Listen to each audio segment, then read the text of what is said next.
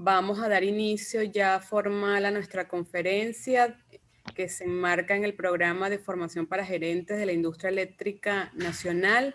Antes de dar inicio, le recordamos a nuestros participantes mantener sus videos y micrófonos apagados. Al finalizar la conferencia, pueden escribir sus preguntas por el chat y nosotros se las vamos a leer con gusto al invitado de hoy, el profesor Efraín Carrera. Nuestra conferencia va a hablar sobre los otros retos para los jóvenes en el desarrollo del Caroní. También es un gusto presentar al profesor Gustavo González y Alberto de Lima, coordinadores de este programa. Adelante, profesor. Bueno, me dieron la tarea de hacer una presentación de mi estimado amigo, el doctor, diría yo, Efraín Carrera. Efraín lo conocí a inicios de los 70, ya era gerente regional de Guayana. Se echó al lomo, vamos a decir así, prácticamente toda la construcción de Guri.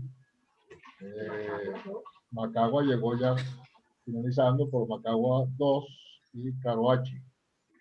Realmente una anécdota que tengo de él a los inicios de mi carrera es que yo estaba metido en protecciones y él siendo gerente regional de Guayana, bueno, sabía dónde estaba cada plano de los relés allá en la planoteca de Puerto Ordaz.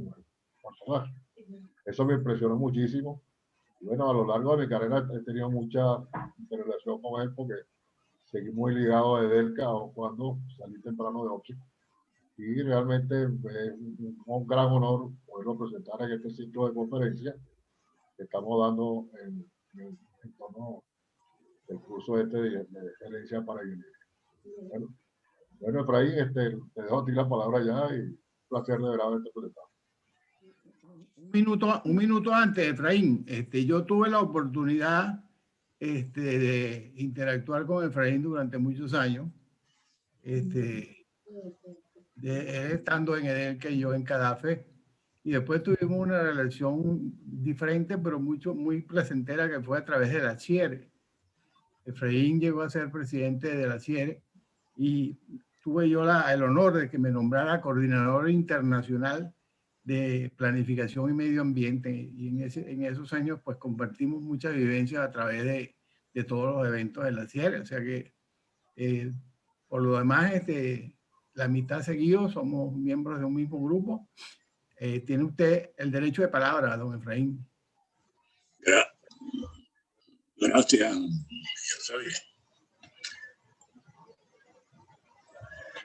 Bueno, me han dado la tarea y se oye.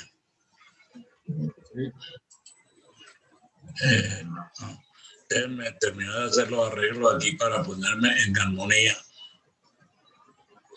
Usted ve que está venir, no se ve.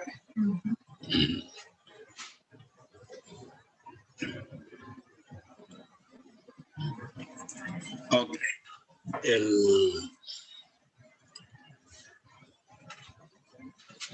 Se suponía que yo iba a hacer una conferencia para los estudiantes de ingeniería eléctrica, o mejor dicho, que están haciendo el curso en la área de electricidad.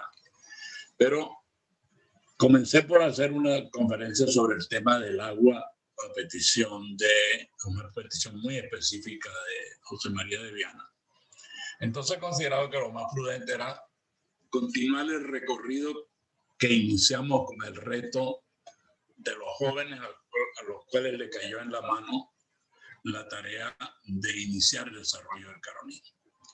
Caroní es un proyecto lo suficientemente grande y suficientemente demandante para crear muchos otros retos. Y voy a tratar de cubrir lo que pueden ser los retos que han tenido que asumir otros en la misma tarea complementaria del desarrollo del Caroní. Vimos lo siguiente, en la charla anterior vimos el Caroní como un recurso que la nación quería poner al servicio de ella para su desarrollo, con el objetivo de aprovecharlo desde el punto de vista hidroeléctrico. Unos jóvenes asumieron ese reto, le asignaron unos recursos, el país le asignó unos recursos ejecutaron una planificación de largo plazo y ejecutaron las obras también continuadas a lo largo.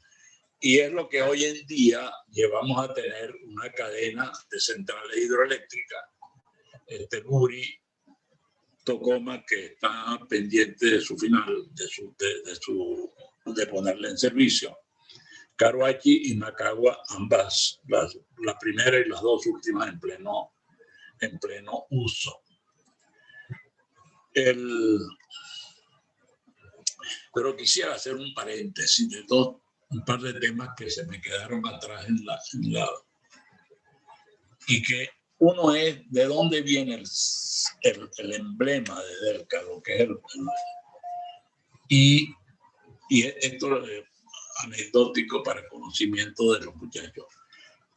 En uno de los yacimientos arqueológicos que se encontraron en el lecho del río Caroní había un petroglifo dibujado en una piedra. Lamentablemente este petroglifo no se pudo rescatar porque había que volar la piedra, había que cortarla y la estructura de la piedra no permitía tomarla, sacarla sin que se volviera pedacito.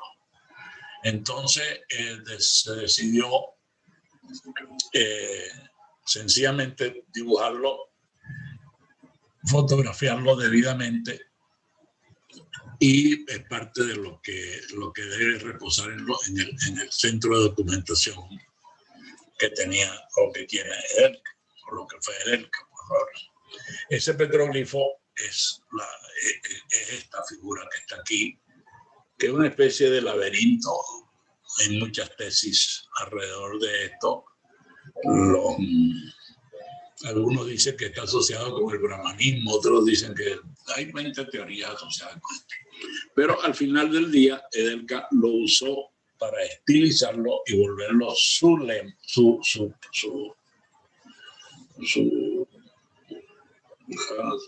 el castellano se me olvidó en este momento, pero es el logotipo. Lo sopló por este lado.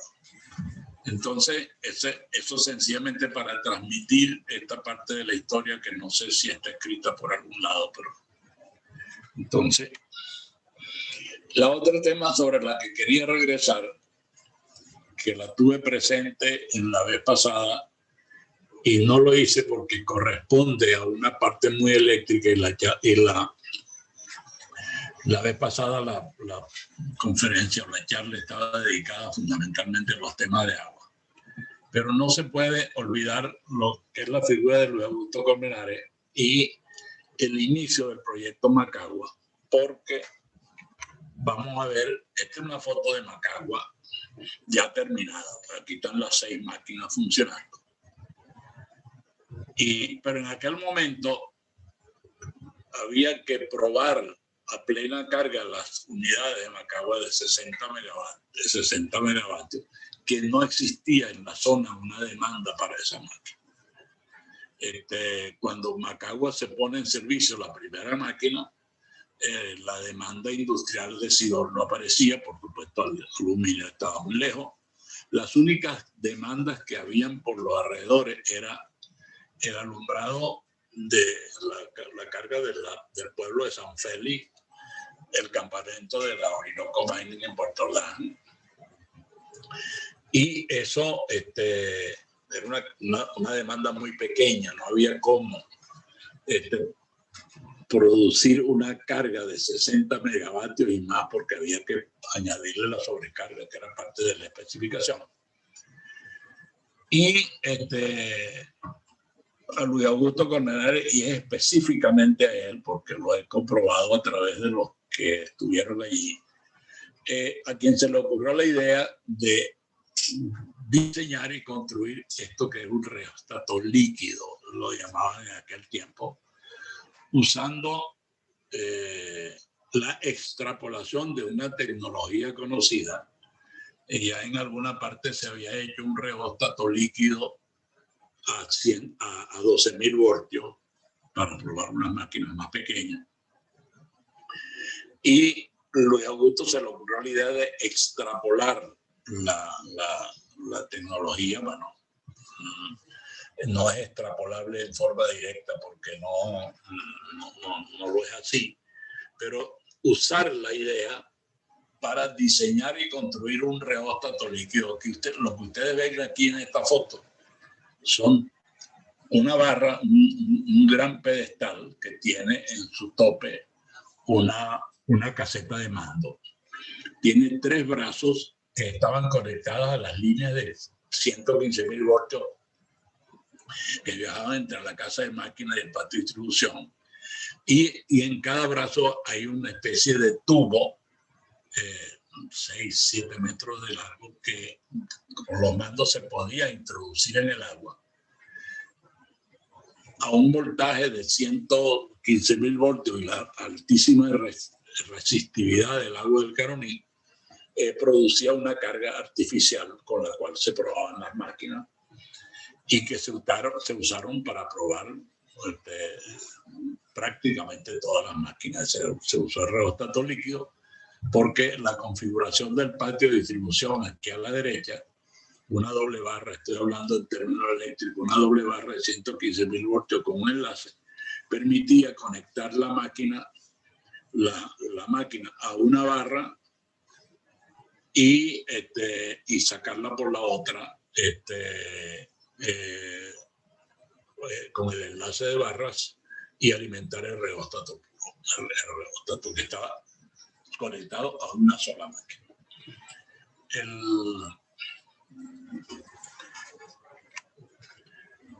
Esto es una foto que es un cortocircuito a tierra. En un determinado momento se doblan los polos y se pasa cualquier accidente, se produce un circuito de tierra, y esta es una foto tomada en aquella ocasión. Y habían anécdotas por allí circulando de que nosotros usábamos, como ahorita se usaba la electricidad para matar peces en el río, pero realmente era para probar las máquinas, que no había otro. Esto no ha sido replicado nunca más que nosotros tengamos conocimiento.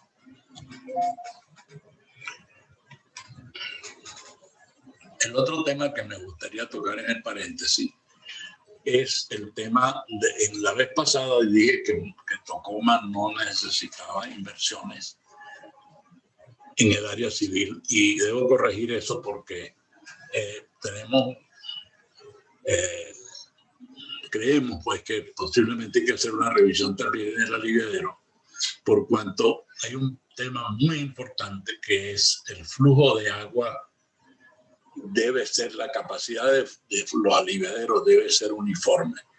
El Guri tiene un aliviadero que funciona para una capacidad de 30.000 metros cúbicos por segundo, y esta es una corrección que la hago debido a que me jaló las orejas de Gerardo Chavarri cuando dije lo que dije la vez pasada. Porque es necesario tener en la cadena un flujo constante de 30.000 metros, no un flujo, la capacidad de flujo de 30.000 metros cúbicos por segundo. Porque en caso de una crecida anormal del río que llegue a cubrir lo que el máximo probable del río son 30.000, la cadena debe estar en capacidad de evacuar esa cantidad de agua. Como ustedes ven en la escalera de la presa, si en el lado de Guri llega una escorrentía muy superior a eso y hay que descargarla, toda la cadena de presa debe estar en capacidad de descargar esa hasta poderle del Orinoco. Por supuesto, existen estrategias que debemos tener en cuenta, que es que nunca se llena el embalse en el mes de la crecida máxima del Caroní. Normalmente sucede alrededor de julio, el 15 de julio. Y normalmente siempre operábamos en julio con unos 3-4 metros por debajo, porque todavía el flujo de agua del Caroní es capaz de llenar el embalse hasta noviembre, que es cuando comienza teóricamente el verano. Y eso nos da una capacidad de almacenamiento para prevenir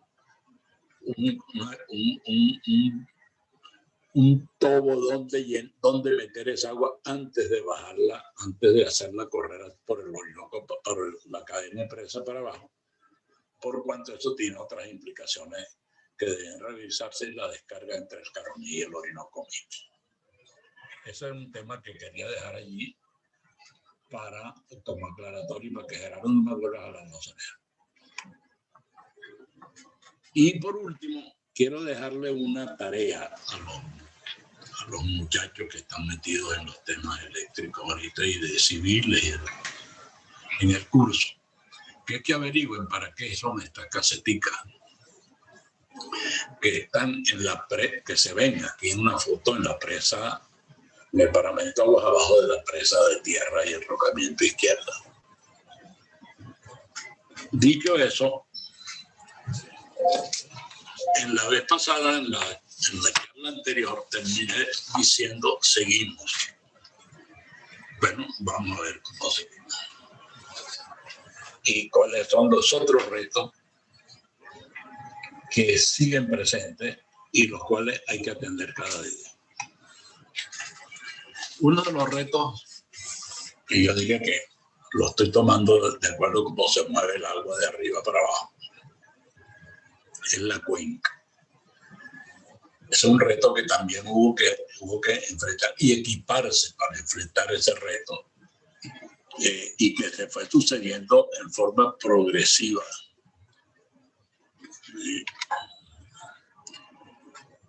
¿Qué reto?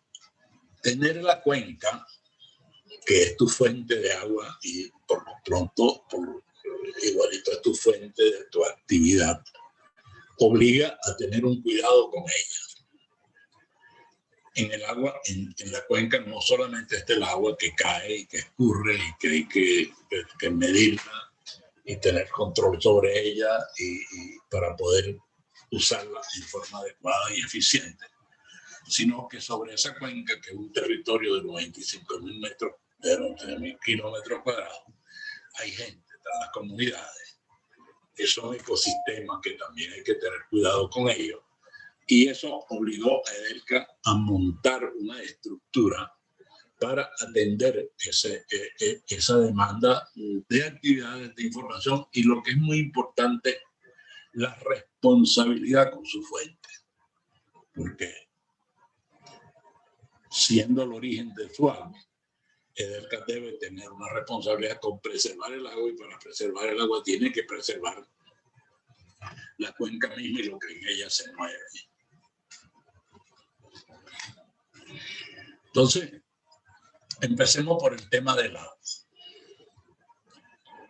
Eso es la cuenca, y al final este es el número de estaciones de medición de precipitación en la cuenca que EDELCA tenía que tener para crear una base de información apropiada para estimar con la lluvia que cae cuáles son las escorrentías que se van a producir y en qué forma van a llegar dentro de los cursos de agua principales a afectar o beneficiar la actividad primaria, que es el aprovechamiento del río. Y esa cuenca toda descarga hoy en día en el lago de Guri, como vemos aquí. Pero esas estaciones de precipitación nos permitían a nosotros tener la información necesaria como para saber con 7 días de anticipación cuánta agua iba a estar pasando por una sección de control, que digamos sería las estaciones de Auraima en el Paragua y la de Tayucay aquí en el Caroní, antes de que entren al lago de Guri, para saber incluso determinar cómo administrarlo. Adicionalmente a esas estaciones de precipitación, teníamos unas estaciones de medición de caudales. Una estación de medición de caudales son estaciones aforadas que con un limígrafo te permitía, leyendo el limígrafo, saber que no es más que una altura del agua sobre una base, saber qué caudal está pasando por esa sección en ese momento. Estas fueron todas las estaciones que se equiparon para dar esa información y que, bueno, y que había que tener un control sobre ella. Y ya vamos a hablar de esos controles ahorita, porque no era suficiente tener las estaciones, sino había que leerlas y había que transmitir a los centros de evaluación la información que se estaba recibiendo para que fuera útil a los efectos de la operación. Y por último, esta es la red de información hidroclimatológica, porque había que tener no solamente la cantidad de lluvia que había que tener el agua pasando por las secciones de control, había que tener conocimiento del clima para que en el largo rato, con la data que se estaba almacenando, poder tener un conocimiento previo del comportamiento de la atmósfera y su relación con la Tierra, que era muy importante. Combinadas las tres informaciones, ahí había una estación de 165 estaciones que tenían que ser atendidas de alguna forma y para lo cual había que tener gente, tener medios de comunicación y poder recoger esa información a tiempo para que fuera útil, particularmente en lo que se refiere a prevención de crecidas. Esto es una foto vieja de una estación en aforo. Que una estación en aforo es una sección del río donde se considera que el río tiene un caudal uniforme y que midiendo la altura del río se podía establecer cuánto es el caudal que está pasando por esa sección de control en un determinado momento.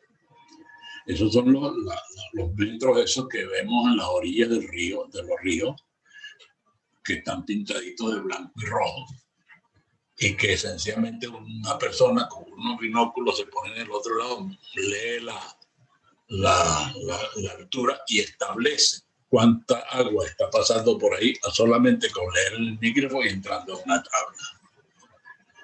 Pero esa es una tarea que había que hacer durante meses y años en una sección para poder tener suficiente información para que la medición sea confiable.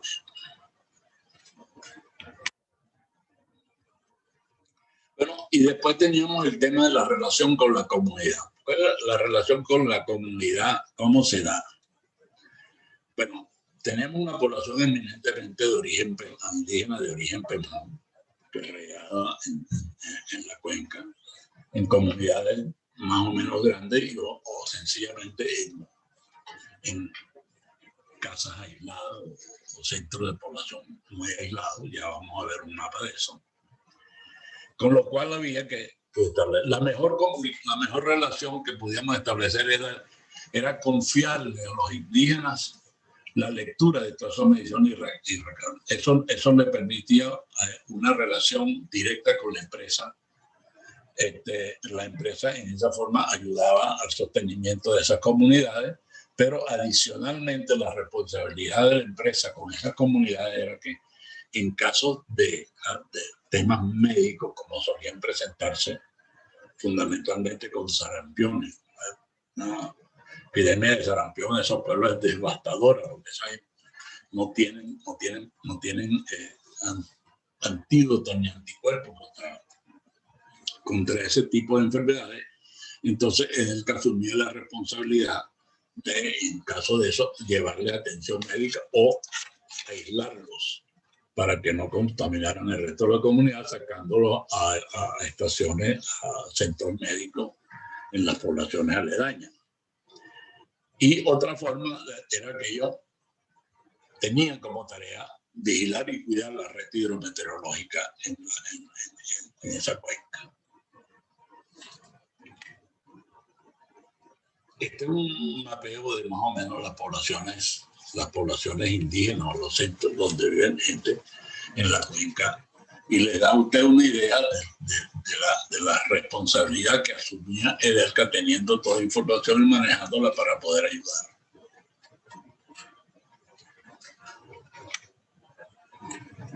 Otra de las formas de ayudar a las poblaciones era sencillamente construyéndole centrales, mini centrales. Esta es una foto de una mini central en San Ignacio y Uroní, creo. Habían como 10 estaciones esas que se construyeron y se pusieron en servicio para resolver problemas en las comunidades. Fundamentalmente en la parte más al este de la cuenca, que es donde había la mayor concentración de comunidades como comunidades. Debo observar que ese esfuerzo que se hizo era siguiendo un esfuerzo que habían iniciado los religiosos que estaban en esas comunidades, que habían comenzado a hacer pequeñas minicentrales. El caso más conocido, por ejemplo, el caso de Canajayén, donde había una pequeña minicentral que habían instalado los misioneros allí y que nosotros luego lo que hicimos fue reforzar. Estas son las comunidades donde teníamos donde se construyeron minicentrales. Esta foto la voy a pasar por alto, voy a regresar sobre ella más luego, porque corresponde a un tema de comunidades, pero también a un tema de otras comunidades que no eran comunidades indígenas. El otro tema sobre el cual EDELCA asumió una responsabilidad fue el controlar incendios en la Gran Sabana. En la Gran Sabana se produjeron incendios muy conocidos que hicieron una gran devastación y que todavía, si usted va por una de esas carreteras de ingreso poblado indígena, va a encontrar los restos de esa devastación en árboles quemados que todavía permanecen en pie. Sin embargo, para controlar eso, el departamento de Cuenca estableció una metodología que consistía en que al inicio de la estación seca, que es donde se producen los incendios, se tenían unos mapas y semanalmente se hacía un vuelo de reconocimiento en la cuenca, más en el área más expuesto, que es de nuevo el área más oriental de la cuenca. Y de ese avión se detectaban los fuegos y se avisaba a las patrullas que se trasladaban en helicóptero a apagar los fuegos incipientes. Pero si un fuego se generalizaba, había que combatirlo igualmente. Y aquí está el mapa de las zonas más sometidas a fuego, donde había mayor incidencia de fuego en la cuenca. Debo decir algo, que todo el material que he mostrado aquí y que voy a seguir mostrando es material público hecho por la empresa y publicado en las distintas revistas. Lo que he hecho es tratar de armar una historia contable para estimular la imaginación de los estudiantes y que puedan calibrar qué nivel de gente se necesitaba para hacer esa tarea y hacerla bien.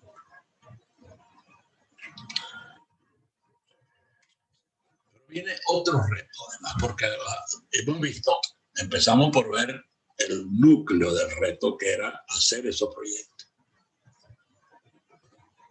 Hemos visto ahora el reto de utilizar la cuenca, preservarla, cuidarla, medirla, atenderla y hacerla parte de un proyecto igualmente cuidado como se cuida una planta. Pero para poner esa energía al servicio de la gente, había que transmitir la energía, porque ese río está en un extremo del país y la demanda del país no solamente está allí por razón de la demanda industrial que se creó en Guayana, sino que había que ponerla al servicio del resto del país, para lo cual había que crear sistemas de transmisión y que veamos cómo se fueron desarrollando. Con Macagua 1, y para atender el objetivo primero de Macagua 1, que era la siderúrgica, se creó un sistema de 115.000 voltios, una tensión conocida y manejable, y se creó un pequeño sistema regional que era para atender las poblaciones alrededor, que era un sistema de 34,5 kilovoltios. Pero también, producto de la visión país que se tenía, se iniciaron los estudios para el sistema interconectado, que era cómo conectar lo que se estaba creando en Guayana, iniciando con Macagua 1, y hacerlo útil al resto del país, para lo cual CADAFE estudió y construyó el primer sistema interconectado de 230 kilovoltios, que se inicia en Ciudad Guayana, en la parte oeste de la ciudad, alimentado primero por Macagua. Se inicia ese sistema que va de Ciudad Guayana a Ciudad Bolívar, de Ciudad Bolívar al Tigre, del Tigre a Barcelona en la subestación Barbacoa, y de Barbacoa a Santa Teresa del Tuy, que es el punto de contacto, se convierte en el punto de contacto del sistema Guayana con el sistema central del país, que fundamentalmente estaba alimentado por los sistemas que CADAFE iba integrando. Y Santa Teresa del Tuy también se tenía previsto como el sistema para, en el futuro, cuando se negociara el contrato de interconexión, servía para interconectarse la electricidad de Caracas. Cuando aparece Guri 1, cuando se construye Guri 1, los 3 primeros generadores, porque Guri se construyó por etapas, y nosotros hablamos de Guri 1, la primera etapa, que en realidad tuvo 3 generadores primero a 200, que estaban conectados al sistema de 230.000 voltios, y luego la segunda etapa de Guri 1, que fueron 7 generadores, cuyo sistema se construyó a 400.000 voltios, para reforzar la interconexión. Así como ese sistema iba de Guri, Ciudad Guayana, Ciudad Bolívar, el Tigre, Barcelona, Santa Teresa, iba Guri, el Tigre, San Jerónimo, que es Valle de la Pascua, Santa Teresa, tuviese un camino distinto, porque ya se tenía en la mira alimentar o de transportar mayores volúmenes, cantidades de energía, desde el sistema Guayana al sistema central. Entonces, eso, como ustedes se dan cuenta, fueron tecnologías crecientes que estaban en cada momento ajustado a la demanda y al desarrollo que se estaba teniendo. Y pues, ¿qué pasó con?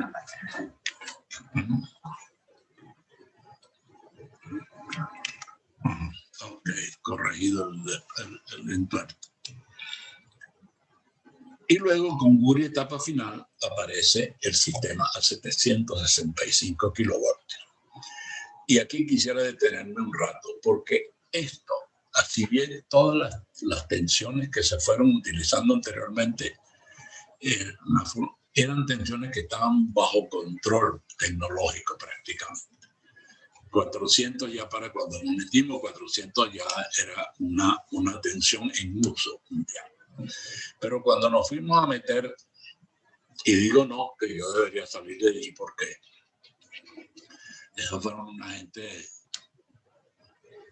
no Aniesito, Alberto Larraqui, y su combo, David Onaguro y todo lo y paro de contar, porque si me meto a nombrar gente de nuevo me voy a quedar corto y me van a caer encima, y no solamente lo quiero que me caigan encima, no quiero hacer el irrespeto de dejar gente por fuera que debe ser mencionada. Pero en el momento en que se decidió ir a 765 kilovoltios, que no fue una decisión fácil. No existía, esa tensión existía en Rusia, y para ese tiempo la tecnología rusa no estaba a la disposición. Existían en Canadá, en Canadá y los Estados Unidos, fundamentalmente en el sistema de la costa este de canadiense y americana, en las conexiones entre los proyectos de Lagrange, fundamentalmente de Terranova, los grandes proyectos hidroeléctricos de Canadá en la área de Terranova, y las cargas y las demandas en la costa este americana. Entonces existen esos dos países. Brasil estaba comenzando y Venezuela empezó a meterse en eso. No sé si estoy dejando a alguien por fuera, pero creo que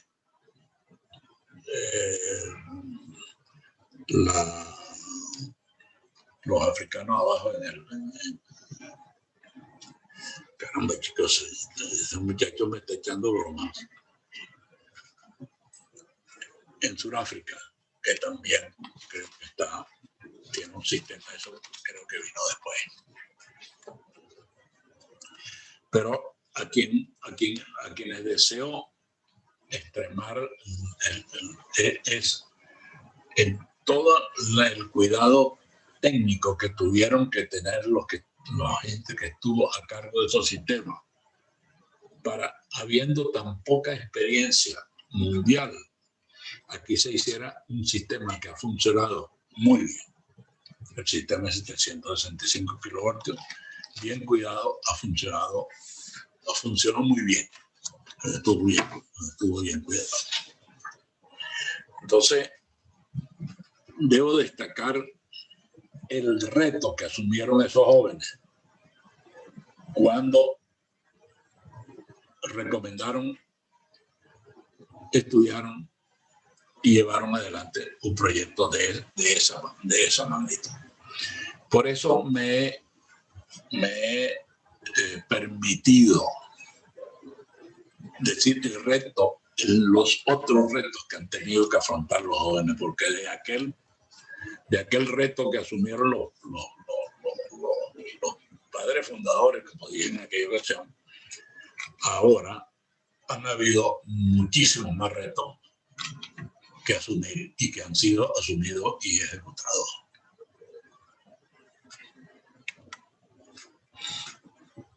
Aquí está un mapita de lo que es el sistema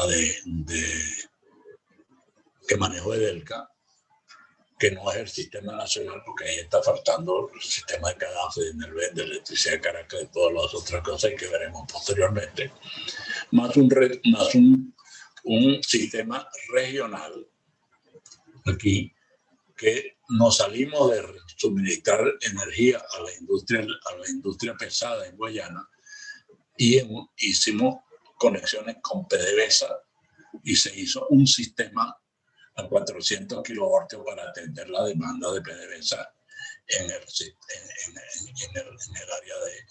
de Monaga, que fue auxilio, o sigue siendo auxilio en el tema de la faja petrolífera Orinoco. Bueno, posiblemente debo mencionar que al final del día terminamos haciendo unas interconexiones con Colombia en el área de Maracaibo, Cuestecita, y también con Brasil en el sistema de Santa Elena del Tuyá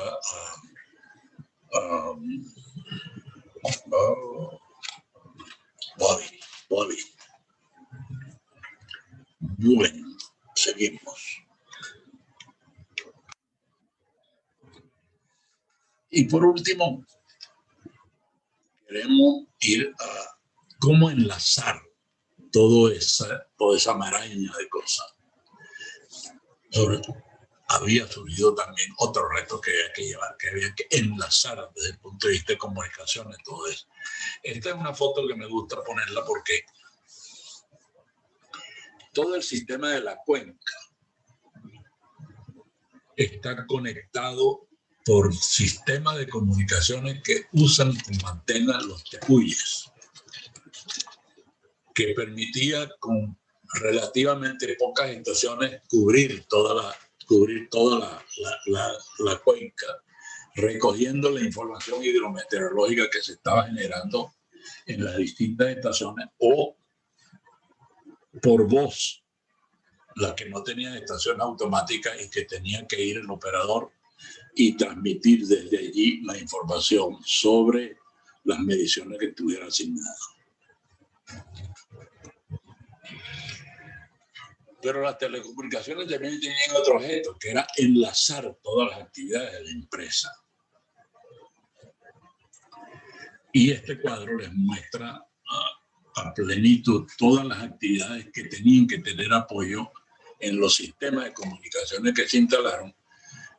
No es difícil ver que sobre ese mapa de transmisión había que montar un mapa similar en lo que a transmisión de información se requería, para que los distintos despachos, tanto el despacho regional de Edelca como el despacho nacional, tuvieran la información necesaria que había que recoger de toda esa malla de transmisión para ponerla a la orden de quienes tenían que operar el sistema. Yo creo que aquí debo hacer un paréntesis, otro paréntesis. Entre los retos importantes que se tuvo o se tienen, es operar ese sistema. No quise meterme en este caso en la operación, porque considero que eso es un momento, es una charla otra, que también tiene sus héroes y que alguien debería ocuparse de recoger la información y transmitírsela a los que se incorporan en la actividad. Este es el sistema de comunicaciones, que como ustedes ven en esta parte es prácticamente recoger toda la información de la cuenca, y luego los sistemas regionales que van desde un extremo del país en el oriente, en el occidente, hasta el extremo suroriental del país. Allí también hay sus héroes que recogieron su mérito y que asumieron retos y los ejecutaron. Es decir, que nosotros vemos el círculo central amarra tres retos: el de la cuenca, el de la central, el de la transmisión. Allí falta el de operación. Y luego hay un reto, otro, que es el reto de administrar. No me voy a extender más de la cuenta en administrar, porque eso es otro cuento que debe echar los administradores. Pero sí debo decir algo. Edelca se fundó en el año 63 y al menos hasta el 2003, cuando Artiles entregó la empresa a quien lo relevó, nunca se tuvo un balance en rojo. Es decir, nunca la empresa estuvo un balance con pérdidas. Y Edelca tenía que ser muy bien auditada, porque normalmente tuvo préstamos del Banco Mundial, del Banco Interamericano de Desarrollo, de las agencias de exportación de Japón, de los Estados Unidos, de Francia, de cualquier parte que nos proveyera equipo. Eso obligaba a la empresa a tener unos estados unos balances y unos estados financieros transparentes. Y en esa transparencia, él nunca tuvo un balance en rojo. Es más aún, debo decir que la contratación colectiva siempre establecía un método de pagar una bonificación de fin de año. Entre el año 99 y el año 2003, Edelca pagó no solamente de acuerdo con el contrato colectivo, sino pagó de acuerdo con la ley, pagó utilidades, no bonificaciones. cosa que debe llenar de orgullo a quienes han administrado esa empresa.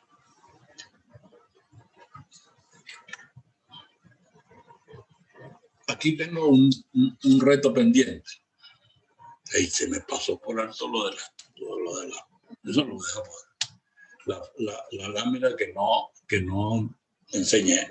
Pero ese es un cuento corto.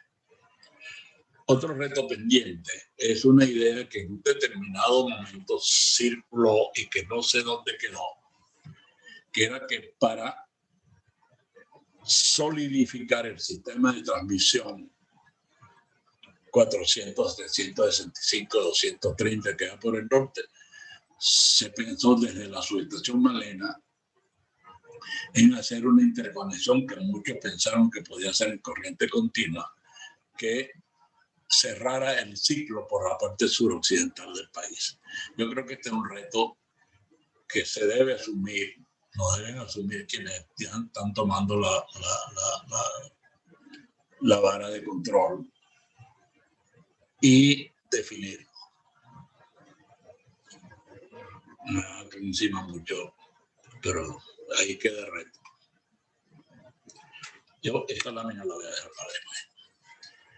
La lámina que no pasé, donde estaba la muestra del poblado, es sencillamente que con la invasión del proyecto de las aguas de Guri, hubo necesidad de construir poblados.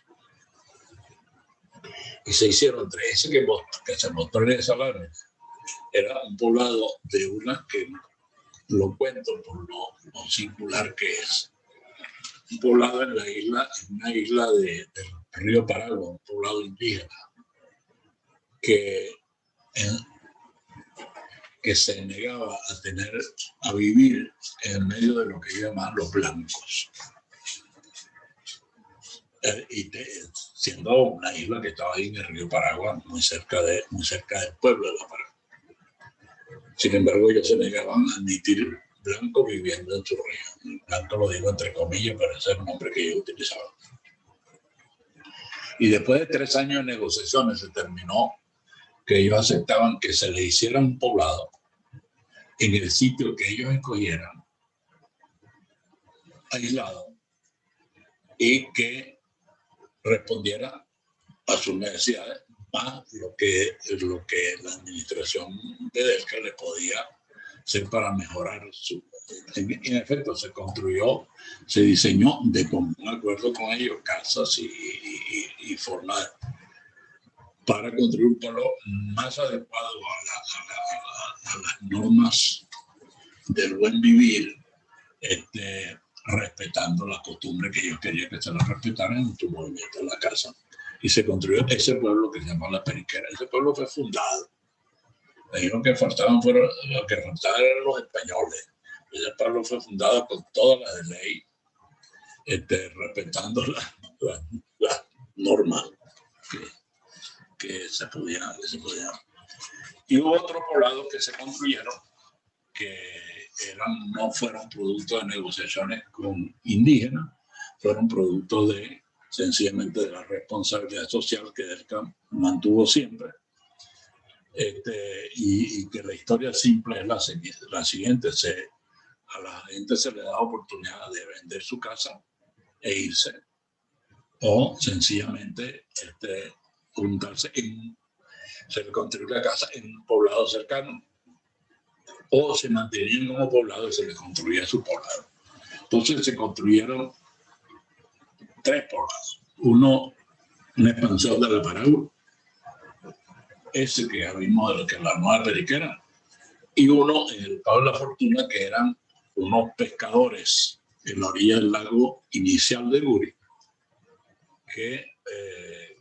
a los cuales había que mudar de sitio, se les construyó su población, y para sorpresa, esa población terminó siendo un hotel de turismo, porque los señores se pusieron las pilas y convirtieron su poblado en un hotel para llevar gente a pescar a borde del lago.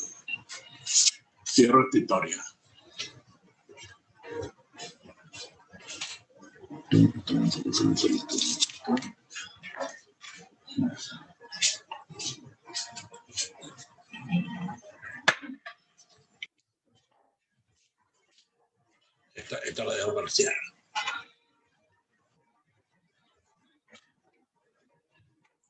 Ok. Señores, por lo pronto he dicho.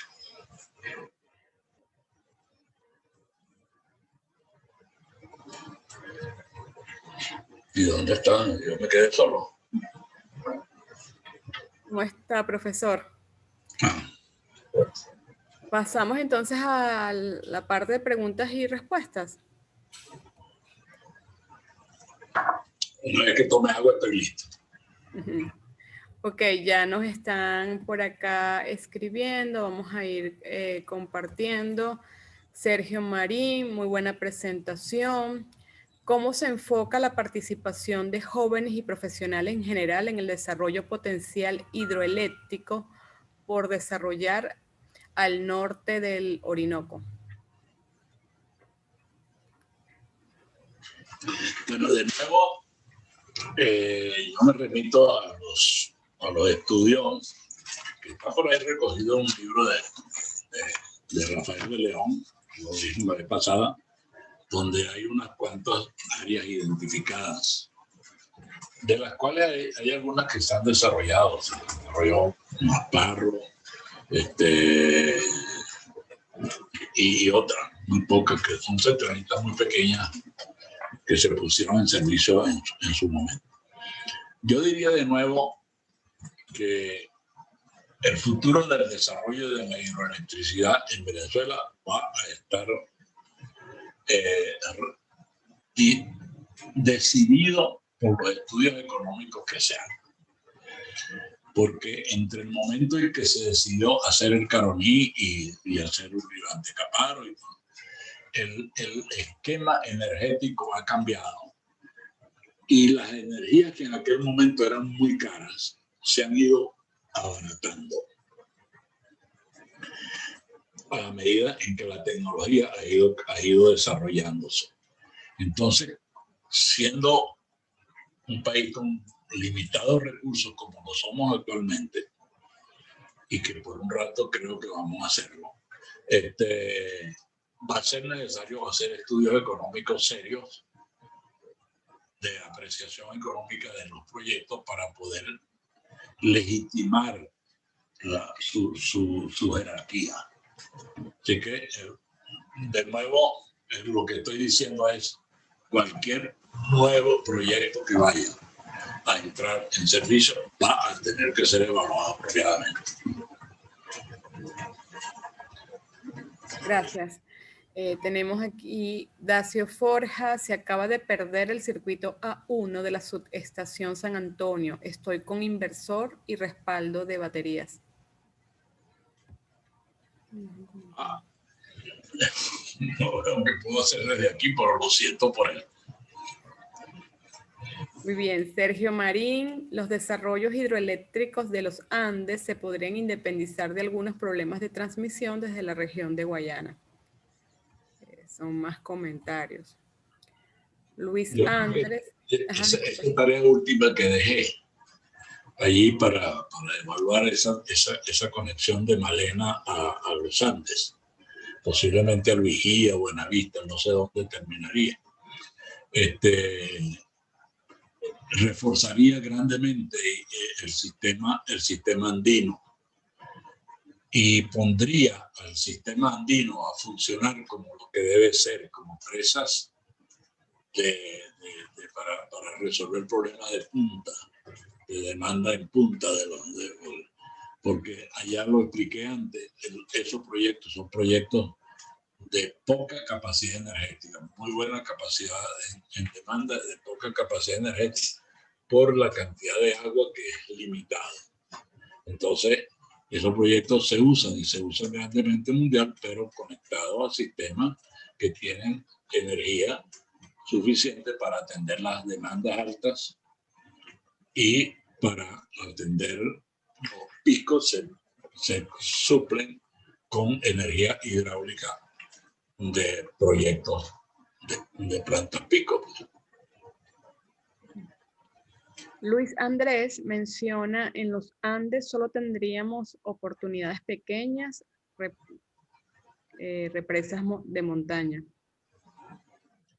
Eso es correcto, porque los sistemas montañosos como el sistema andino permiten embalses muy pequeños. Les invitamos a hacer sus preguntas por el chat. En este momento, profesor, no tenemos otros comentarios o preguntas. Bueno, si no hay otra pregunta, yo paso a la lámina que quería. Cuando Deviana me pidió que participara en esto, me escribió esta carta. Y él menciona que el país está lleno de desesperanza y pesimismo. Bueno, yo creo que la desesperanza y el pesimismo se combaten con hacer.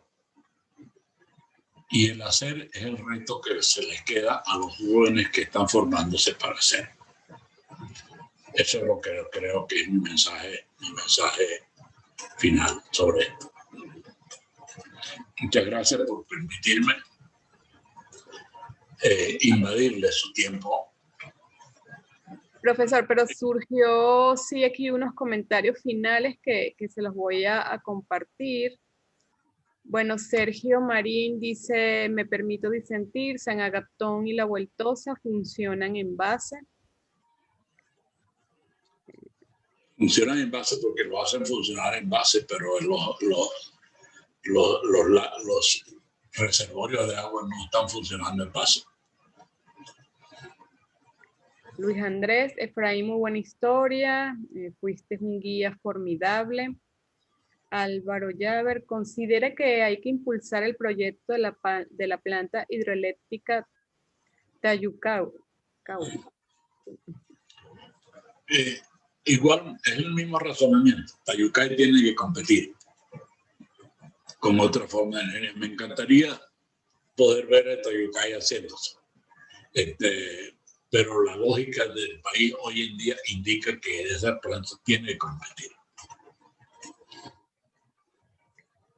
Tenemos un saludo, excelente exposición, ingeniero Carrera, saludos de Gerardo Chavarri y Ernesto Volpati. Saludos a ambos.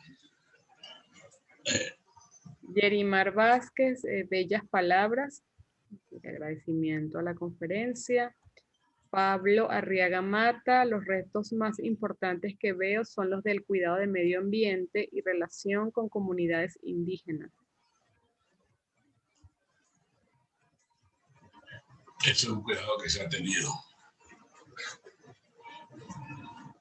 Omar Graterol, ¿cree usted que con recuperación económica del país se pueden desarrollar los proyectos del Alto Caroní y que estos puedan ser económicamente competitivos? Con energías por debajo de 50 millones de dólares. Bueno, de nuevo, una apreciación adecuada es la que debe definir si esos proyectos entran.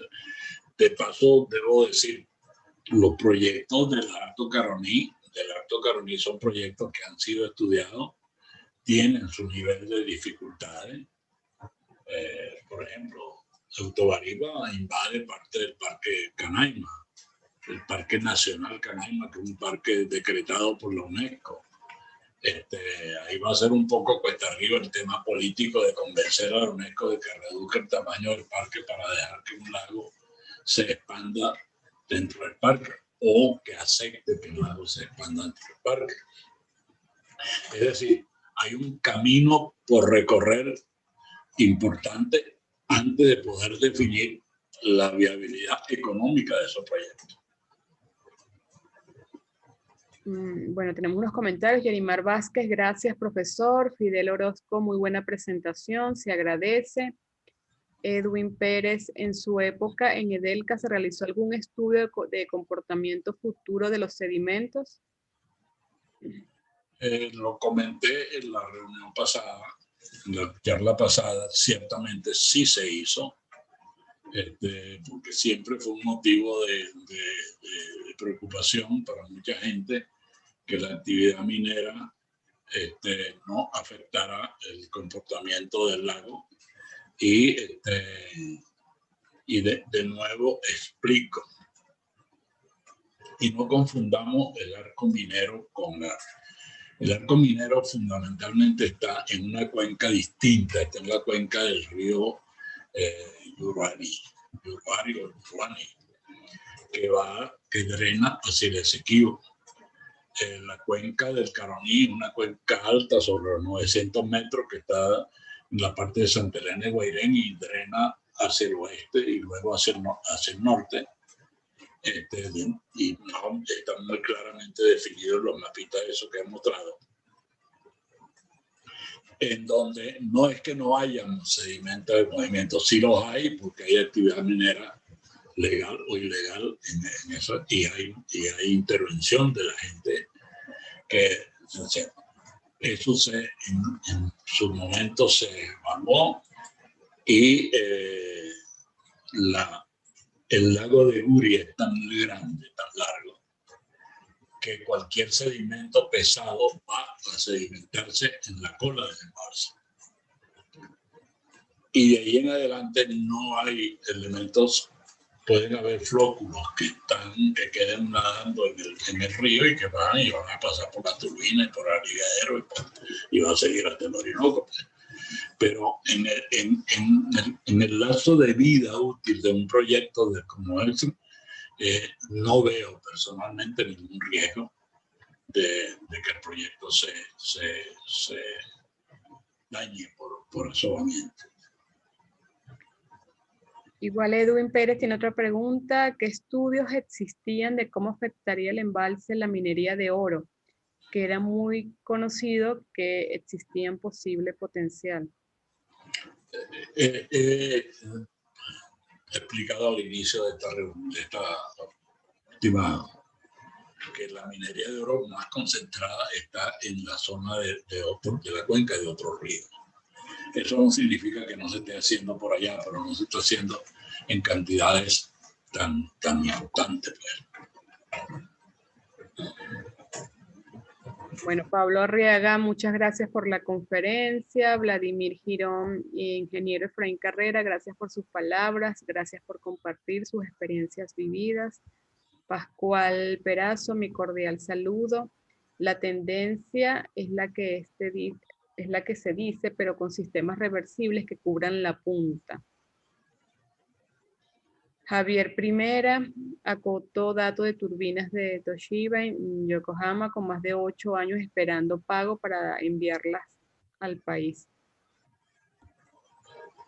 ¿Qué puedo decir? No tengo elementos de juicio para opinar sobre eso.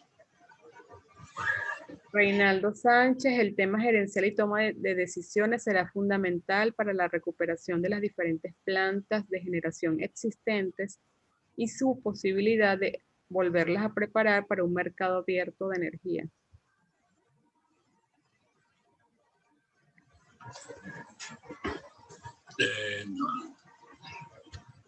No capturé la pregunta. Es más como un comentario. Ok. Armando Ojeda, ¿cómo fue la experiencia de mantenimiento preventivo en los años de operación del proyecto?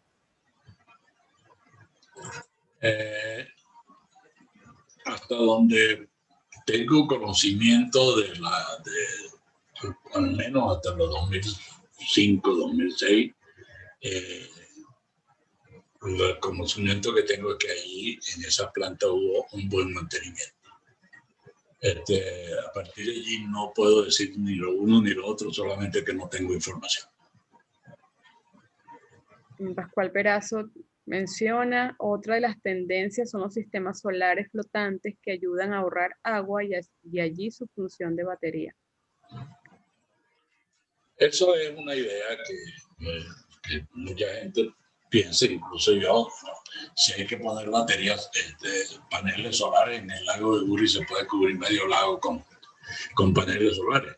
Pero de nuevo, no hay necesidad de paneles solares, que hay solo en toda Venezuela donde se pueden crear plantas de generación solar en los llanos o en Paraguaná o en cualquier punto donde tenemos grande sol y sin tener que transportar la energía sacándola de nuevo de Uri.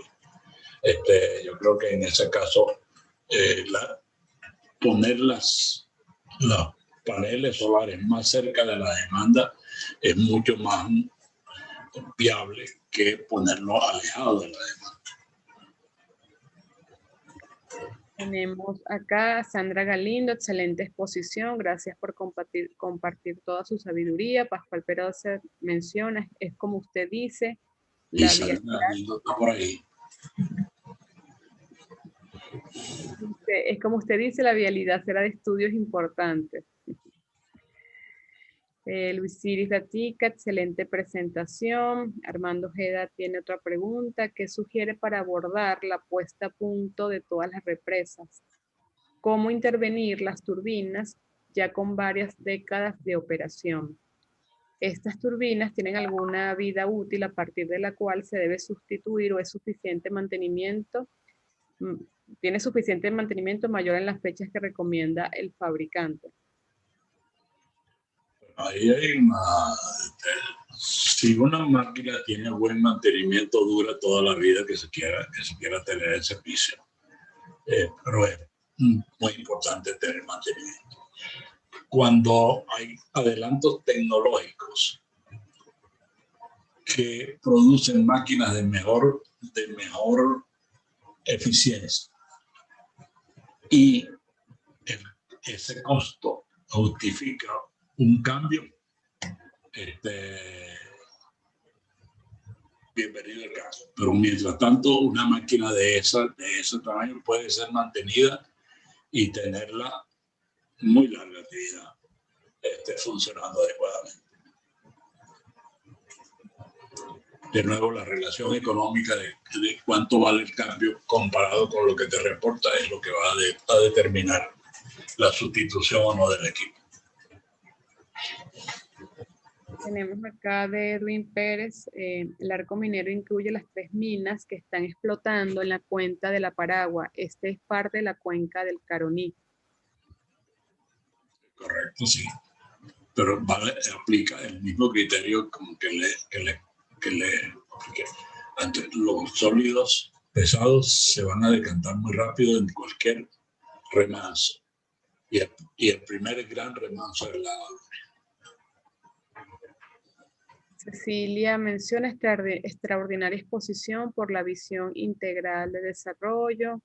Armando Ojeda, ¿cuáles fueron las mejores prácticas de mantenimiento de la red de transmisor en 765 y 400 kV y los índices de confiabilidad de su trayectoria en Edelca?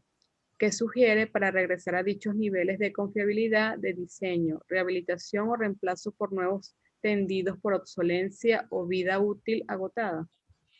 Armando Ojeda me quiere crear una confusión en la cabeza.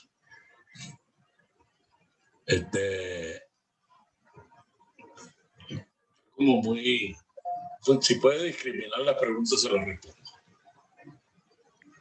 Bueno, podemos invitarlo a que redacte nuevamente. Me está haciendo como 4 preguntas en una. Margarita Rosendo, excelente presentación. Gracias por compartirla. Muchos saludos. Allí termina. Margarita Rosendo es una de las que se metió muy de fondo en ese tema de la comunicación. Bueno, hasta acá, profesor, tenemos comentarios y preguntas. En la mayoría, de verdad, agradeciendo su participación y, bueno, que muy grata conferencia. No tenemos más, por lo que estaríamos cerrando el día de hoy. Profesor, ¿algunas palabras finales? Bueno, el reto está allí para los que vienen. Y el reto se enfrenta sin desesperanza y sin pesimismo.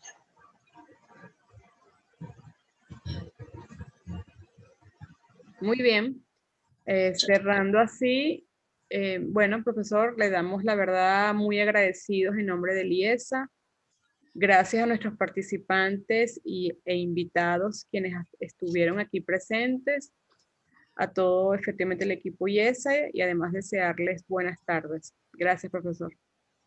Buenas tardes a todos. Gracias por participar.